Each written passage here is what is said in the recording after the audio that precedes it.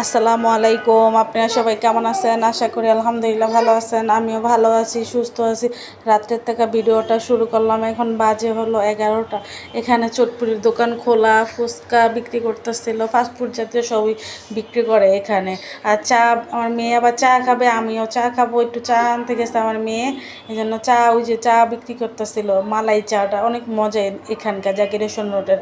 এখানে হলো মালাই চা বিক্রি করতেছে। আমার মেয়ে দাঁড়ায় আছে, একটা আমার বাগনি হয়, সে দাঁড়ায় আছে। অনেক ভাল লাগতেছিল মালাই চাটা। আর মালাই চা না অনেক ভাল লাগে খাইতে। যে এখানে দেখেন কালারটা অনেক সুন্দর হচ্ছে মালাই চাটা না আমার কাছে গ্যারান্টি অনেক ভাল লাগতেছিল। এখানে সকালবেলা আমার শাশুড়ির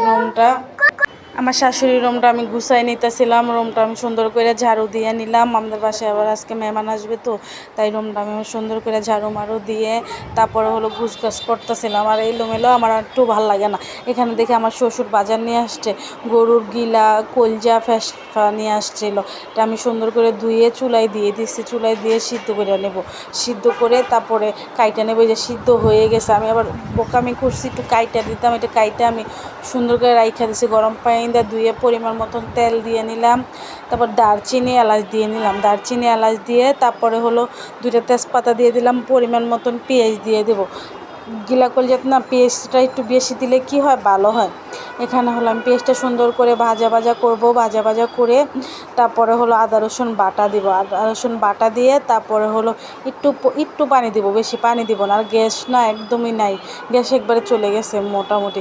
এখন বাজে হলো 12টা, গ্যাস একবারে নাই গা। রোজার মাস ফুল গ্যাস ছিল, এখন তো গ্যাস নাই গা বলতে গেলে।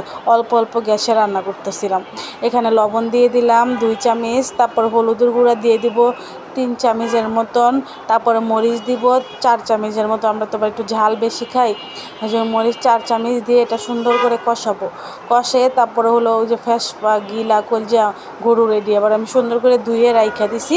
এটা আবার এখানে দিয়ে দিব চুলায় দিয়ে। তারপরে হলো এটা আগে তরকারিটা কষাই নেব। মশলাটা বেশি কষাইলে না বেশি তরকারিটা ভাল লাগে। দইনা পাখি দিয়ে দিলাম আমি। আবার এটা সুন্দর কালারটা না আমার কাছে অনেক ভালো লাগতেছিল। আমি আবার কি করি, গরম ভাত দিয়ে এই তরকারিটা খাই, আমার কাছে তো অনেক পছন্দ লাগতেছে। এটা কষানো হয়ে যাবে। কষানো হইলে যে আমি গিলা কলজারি দিয়ে দিলাম। সুন্দর করে দিয়ে তারপরে হলো এই যে এখানে কষাই নিব তরকারিটা। কষায় অনেকক্ষণ কষাইছি আমি। বেশি কষাইলে না বেশি খাইতে ভালো লাগে, আর কম কষাইলে ভাল লাগে না। আমার হাজব্যান্ড তো কম কষানো ভালোই লাগে না। এখানে হলো এই যে তরকারিটা আমি সুন্দর করে কষাই নিলাম। কষাই নেওয়ার পরে হলো আলুটা দিয়ে দিব।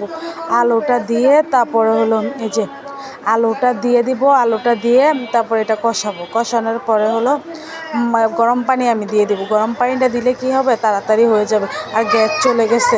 এখানে হলো আমি গরম পানিটা এখন দিয়ে দিব। গরম পানিটা দিয়ে তারপরে হলো গ্যাসের মাত্রা একবারে কমে গেছে। এখন গরম পানিটা দিয়ে তারপর উচ্চানি আসবে মতন 5-6 মিনিট জাল দেওয়ার পরে জিরার ফাঁকি দিয়ে দিব। জিরার ফাঁকি দিয়ে তারপরে নামাই ফেলবো তরকারিটা। আর গ্যাস না থাকলে না ভালো লাগে না।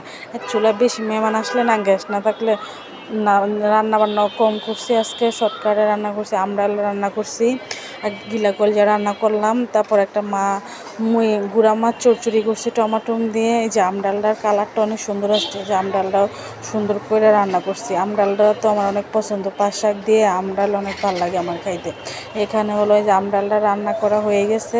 এখন আমি আমডালটা নামাই ফেলবো। নামিয়ে তারপরে যে চচ্চড়ি রান্না করছিলাম গুঁড়া মাছ আজকে মেখে চুকে রান্না করছি। তো চচ্চড়িটা কালারটা মশলা দিলে অনেক সুন্দর আসছে। চচ্চড়িটা অনেক মজা হয়েছে। পরে তো বয়স দিছি চচ্চড়িটা। আমার ভিডিওটা যদি ভালো লাগে আপনাদের লাইক, কমেন্ট, শেয়ার করে দিবেন আশা করি। আর চচ্চড়িটার কালারটা আপনারা কমেন্টে বলবেন কেমন।